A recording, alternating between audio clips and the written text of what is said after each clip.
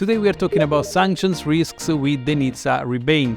In this Q&A we'll cover some of the common methods used by individuals and entities to evade sanctions, which are the main challenges faced by organizations when implementing sanctions programs, emerging sanctions risks and trends, and we will find out more about Compliance Time, the podcast that is managed by Denitsa. So without further ado, let's jump right into today's video.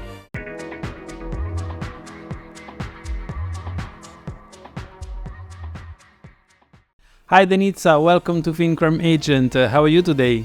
Hello Marco, I'm very excited to be here today. It's not often that I appear on YouTube, so that's new for me, and I'm really excited to see how that will work out.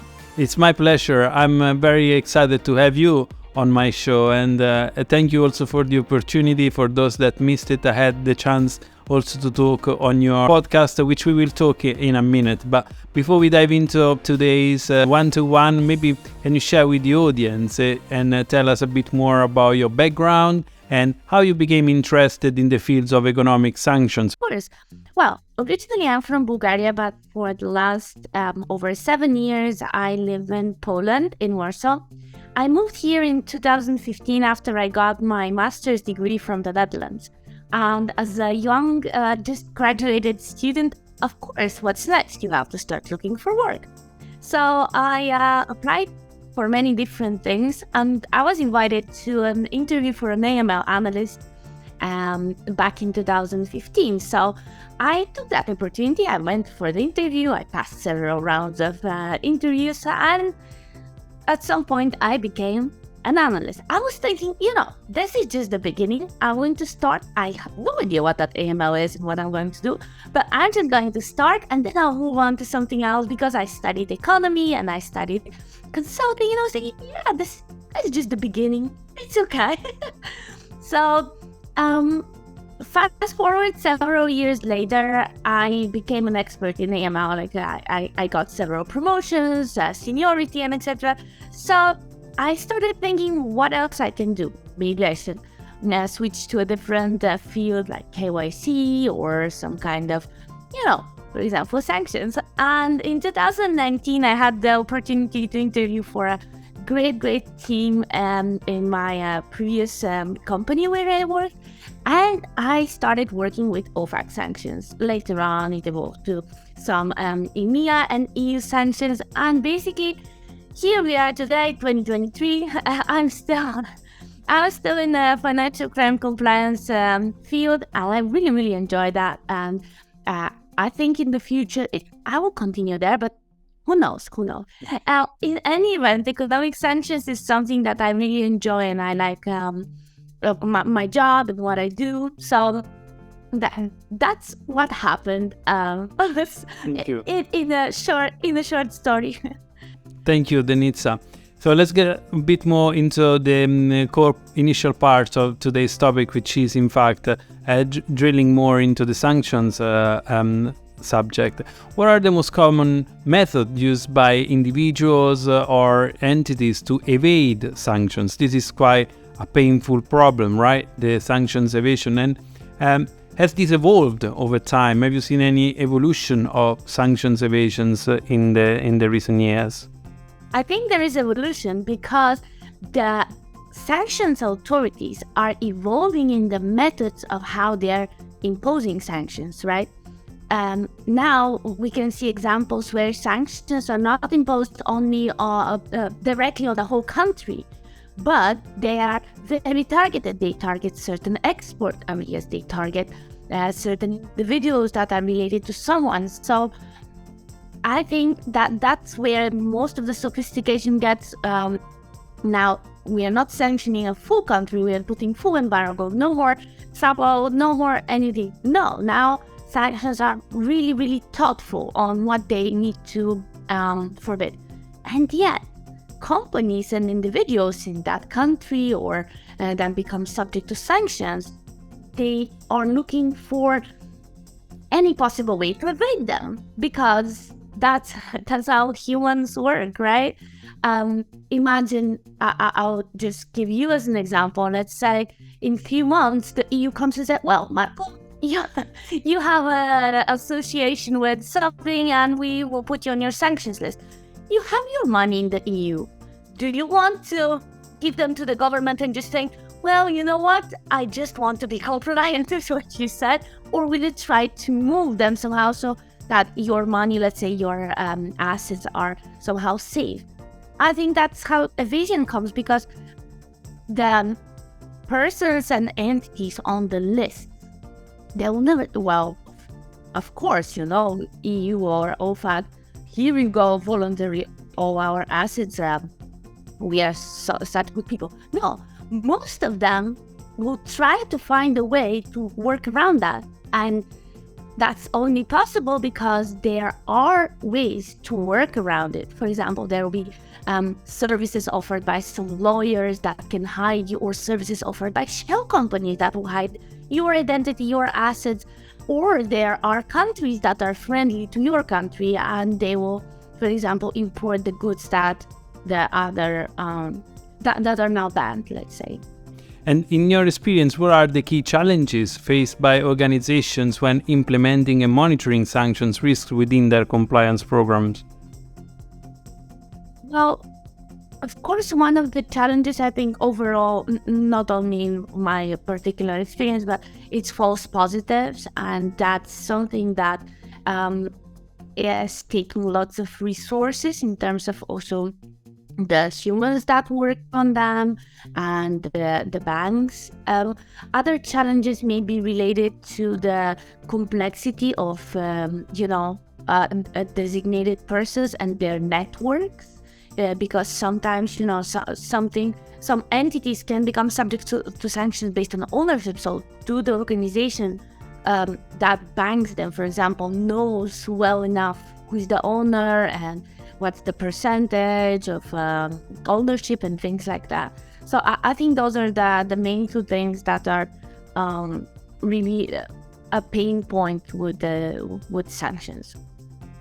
And would you be able maybe to discuss a recent case or a news story that is related to sanctions evasion, since we've been talking about that, and that you find maybe interesting or not worth it? And if you know one of those stories, what lesson can be learned from the story as well? Yeah, so I'll mention two things, because I recently read an article in the New York Times how Russia is getting luxury goods, because as you probably know, and your listeners, luxury goods imports in Russia are forbidden. So no Apple phones, no Audi cars, things like that. And what's very interesting is what happened in Dubai. And Dubai is an export hub.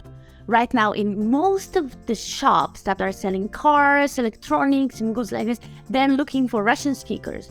Why? Because there is a lot of trade and a lot of containers and ships going from Dubai to Russia. And what was interesting is that the car makers that they asked, I forgot the brands, but I can give you the link to the Times article. The car makers, they said that they don't do that and they have no knowledge of the shipment of luxury goods to Russia. And probably they don't, because upon reselling and things like this, they cannot track any longer where a car has gone. And the second story that I found really interesting was about how the head of Wagner's group, so forgive me, I cannot say the name, I can again give you the link. He was able to evade sanctions and deal with some kind of, I don't remember if it's a bank account or lawyer's firm, but he was providing as a proof of residency the address of his mom in St. Petersburg. So he was just using the bills that she pays there on her name to confirm his identity and address. So this was something really interesting, because it shows how easy the financial institutions, and not only the obligated persons, are treating AML law as just ticking the box. Okay, he gave us a bill and on that bill it says this and that. Well, it's not on his name, but he lives there. He told us so, right? And that was satisfactory for their AML due diligence, which also involves sanctions in this case. So it's not only AML. And those are the two cases that I had in mind.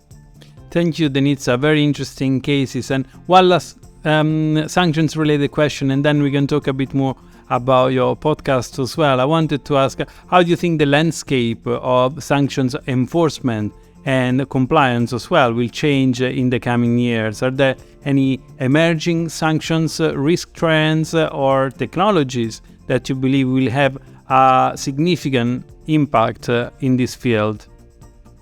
Yeah, I think a lot is being talked about technology, as you mentioned. So I think more and more of the unproductive part of sanctions, such as false alerts and things like this, can be addressed by technology.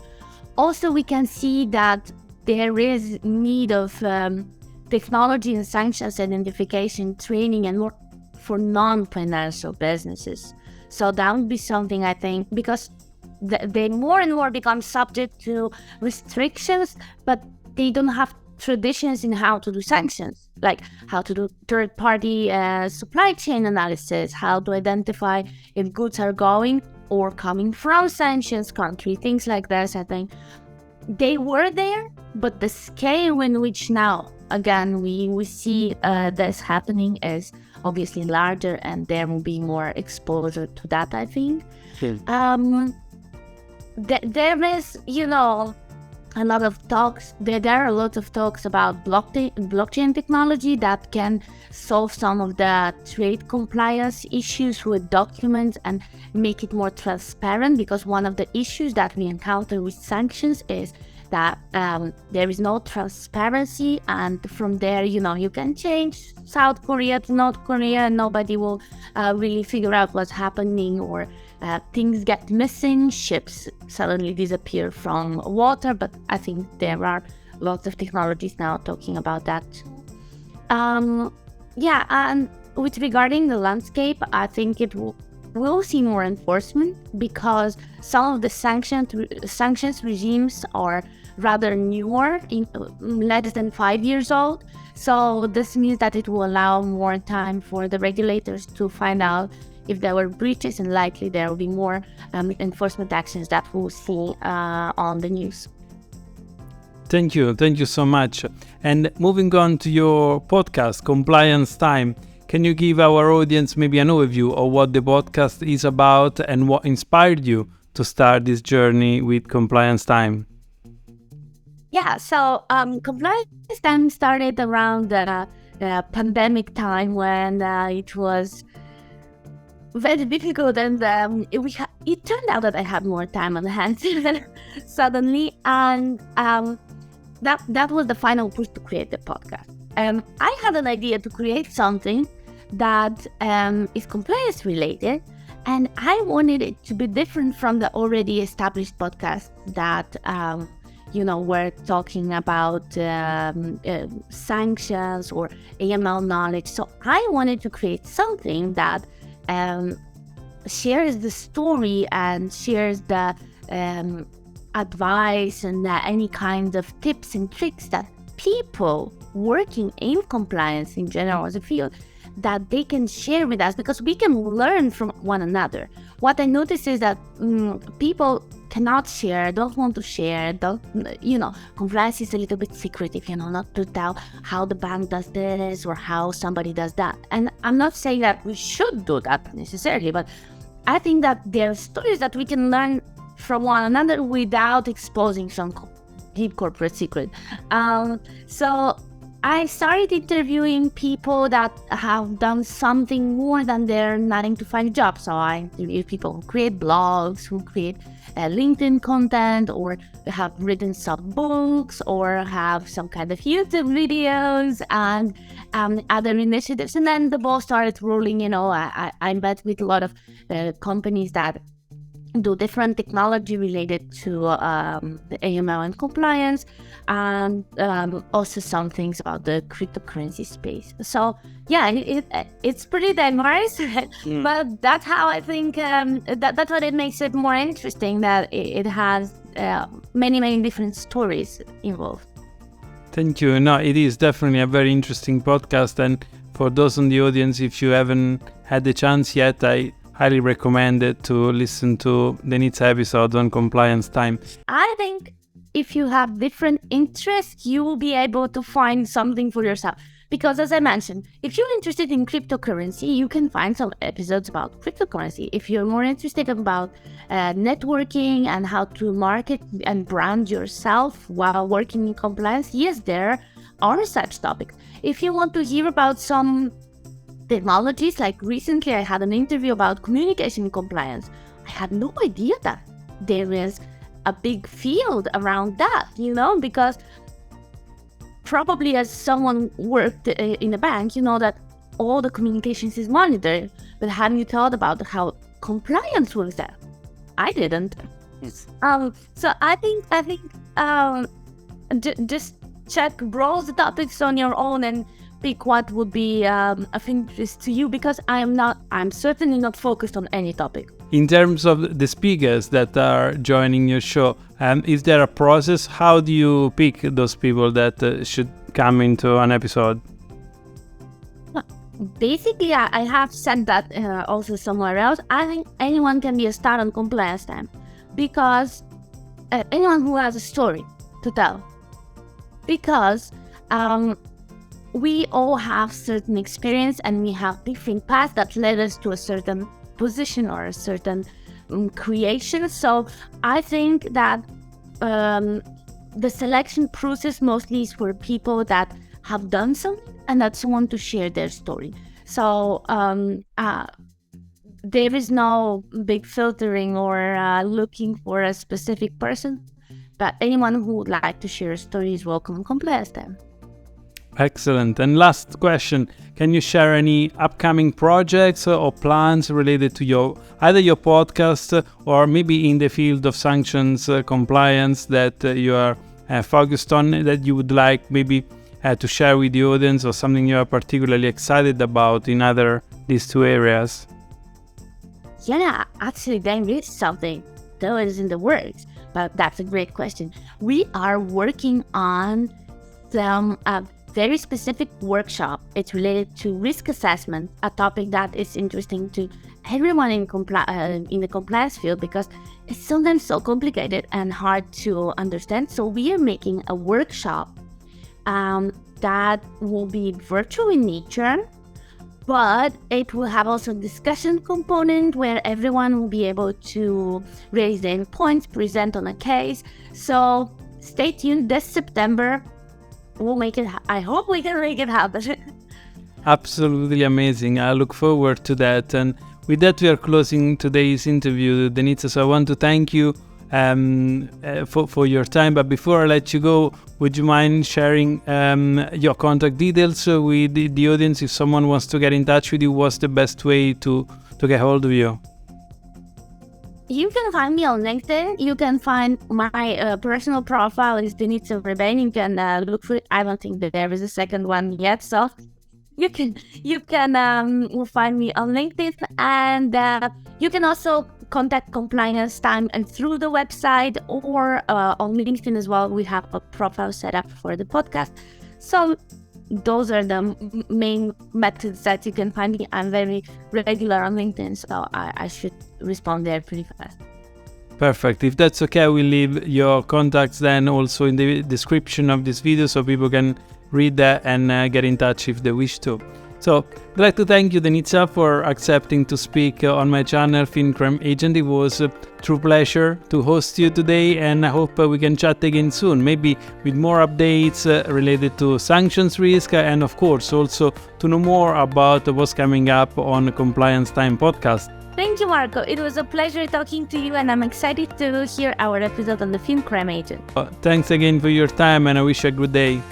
We are now at the end of this Q&A with Denitsa. If you enjoyed this session, press the thumb up and leave your feedback using the comment down below of this video. Also remember that you can support my FinCrime Agent project on Patreon by going to patreon.com/fcagent, or feel free to even send a super thanks directly from this YouTube video. And lastly, thank you for watching. Hope you have enjoyed today's Q&A, and until next time, see you soon.